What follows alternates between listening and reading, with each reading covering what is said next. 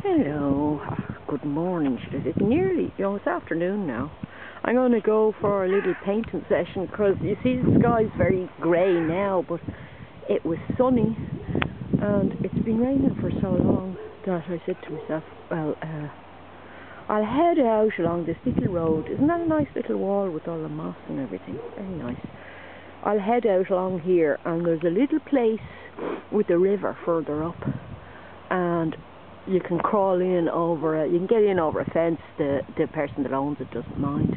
It's kind of a fishing spot, and I'm going to sit in there and hopefully not get rained on and do a little bit of sketching, and I might try and work up a colour study or something and try starting a painting when I get home. We'll see how that goes, so I'll show you in a minute where I'm going. Okay, I don't know if I turned that on properly. Hang on. This is the spot. There's a little path down to it. Even if I get rained on and never get the painting done, it's still nice to see this spot. I don't remember how to get at it. Did I come in this way the last time? Have I been down? I haven't actually ever been down here before. See, there's a lovely river there. We'll show it to you when we get down there. But it's not exactly impassable, but I'm not going to be able to do it with the camera in my hand because I'm going to get branches in the eye and everything getting down to it. So we'll have a wander and have a look at it when we get down there and see, can we find a little, see what I mean? See, can we find a little spot that I can't be seen from the road. I hate people seeing me painting and then they come down and they want to chat and you don't get a nice bit of peace and quiet and painting. I'll show it to you when we get down there anyway. If I don't break my face, and I'll show you the muck on my behind if I do break my face, because this is all sinky stuff as well. There's a path there, but I'm going to have to leap over a little bit of water and everything as well, so I have to concentrate to do this because you just go down into a sinkhole. Oh look, even here is nice. I'm not even at the river, look, and all this lovely moss and trees. See, there's interesting stuff to paint everywhere around you. So picking the spot is half the decision. So you can be a while picking a nice spot, but there's all nice patterns in the water and everything there. Water, oh, that's a real challenge to paint. Okay, so this is where I'm running out of options, because if you look, it gets very impassable from here on. You have to do a lot of clearing and everything to get in there, and also you see the river runs off there, and the track in there through the forest is going off to the right.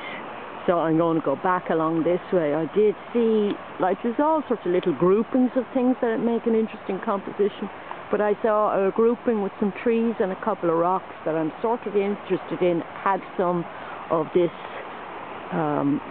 firs in the way a bit, but if I get down low enough I might get a nice spot. We'll have a look and put our stuff out, and then I'll show you. I'll set up a little tripod and see can I get an angle on it and show you the material. Here's the spot I'm thinking of. It seems like the most suitable place. This flipping thing is kind of in the way of what I'm interested in, cause what I was looking at was that group of trees over there and a couple of rocks which were interesting.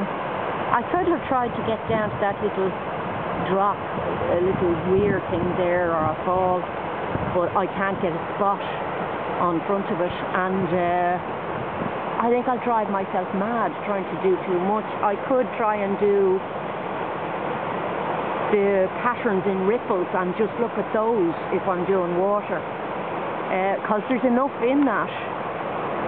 This is the thing, you have to cut down the amount of stuff that you're looking at as well, because there are different skills, and just understanding the structure of things is so difficult. Like, you could be just painting just those ripples for hours, but you've got the difficulty of trees and things as well. So I'm looking for a composition, all right, I'm not looking for a finished painting. I'm looking for something that I can work from and maybe come back to. So I'm going to take a few photos of this as well, but I like those trees. They're interesting, and they're nice to have something with a very solid structure compared to the patterned feeling of the thing in the foreground. Might make a nice composition. Although I hate it when there's a big space happening at the bottom of a painting, when there's nothing stopping it, if you know what I mean. So you'd have to get something like an edge of a bank or something, or, you know, a little grouping of something like that that stops it, the eye from falling off the canvas. I'm going to run out of battery, so I'm going to stop it here, and then I'll show you my field kit when I set it up. Or actually, maybe we just keep going. Hang on. I don't want to have a very long clip either. Hang on, get my rucksack off and I'll show you. So here are the materials I brought with me. I just had a little backpack on with these on them, so I had my hands free for climbing over gates and things. Like I said, I wanted to do a painting from these, so I'm bringing drawing materials with me. I usually use, sorry, I have the strap of the camera in the way. I usually use mechanical pencils because when you draw a line with those, you've got a very thin line comes out, and it's not a soft pencil particularly, or you know, you don't have to resharpen it or anything, and then it's retractable, so you're not breaking the point on it. And then fairly thick watercolor paper, because you can sketch the thing out first and then work into it with your watercolors on top of the drawing. You don't have to rub the drawing out. The paper is it doesn't say what weight the paper is, which is unusual. It's Bockingford is the usual paper you use, which is a good thick one. So you're not getting the paper all crumpling up. Then I have another sketch pad with me as well, because I might want to do a pen drawing as well. Well, that is a water-soluble pen, so if you start getting into that with watercolours, you'll mess up your day. But you could draw over watercolours with that if you want to just reinforce things, or you can do separate sketches. So either pen or pencil, you can do more detailed sketches, and then just, I'm not very good with watercolour, so the watercolour bit of it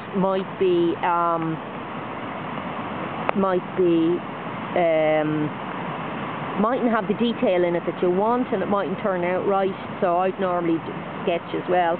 Then my beautiful, I've never used this, I'm so nervous about this, a Canson sketch pad.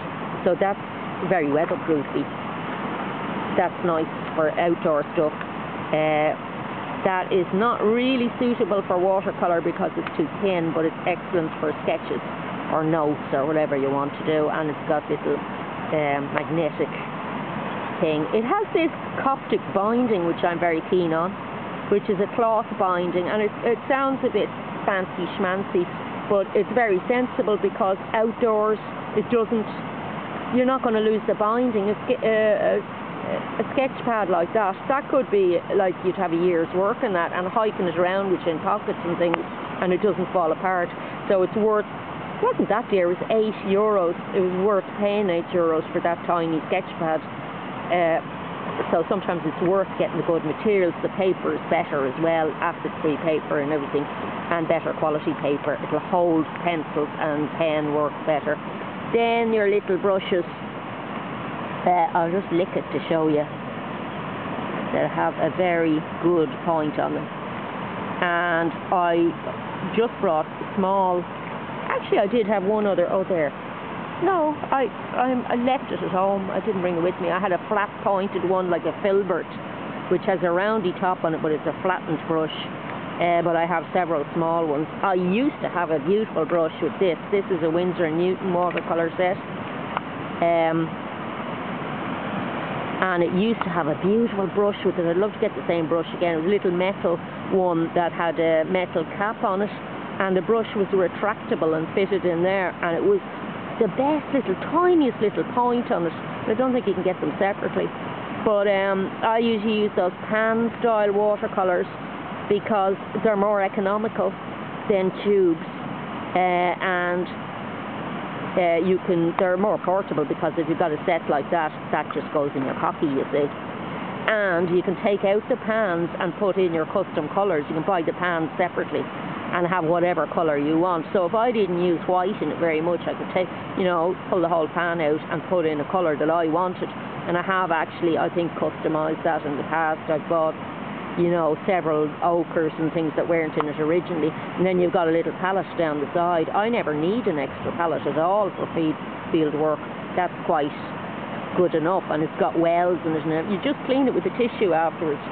Then for carrying things, I carried my brushes and that because you don't want to wreck the tips of them, you see. They'll all bend when you're carrying them around. And for storing them, I had incense sticks and that, but it protected all the brushes, you see. There's my missing brush in there now. And then I had the pens clipped in the side with the hairband. And for my water, pill bottles are great for water because they don't spill, and stuff for wiping brushes and your tissues, and extra water and stuff to sit on and keep your behind warm, and extra jackets and things. You always freeze. If you're sitting out here for an hour doing something, even on a warm day like this, you head out, it's warm, you're going to freeze. So hopefully I won't be able to show you me painting because the clips are too long. They take hours to upload and things go wrong in the middle of them. I'll have to keep the clips short and edit them together. But I will show you what I did at the end of the day and talk about that. I might do it as a live stream actually and link this to it. That'd be better. I'll show you the sketches and talk about them and talk about what I'm going to do with the painting and everything. So that's what we'll do. I'll leave the end of the video at this. Do me bit of drawing and sketching, and then come back and talk to you about them and do a critique and tell you whether I thought some bits were good or whether I could use them towards the painting, whether I have to go back or whether it worked out rotten and I had a lousy day or what. That's what we'll do. Talk to you later, so wish me luck and wish me no rain, because just while I have a tiny bit of battery left. I've been 2.5 hours here for Rose, and I don't think it turned out great, but we'll see, can we work from it to do something else. It's not a successful piece in itself. It might have enough information to get more out of it, but we'll see. We can come back.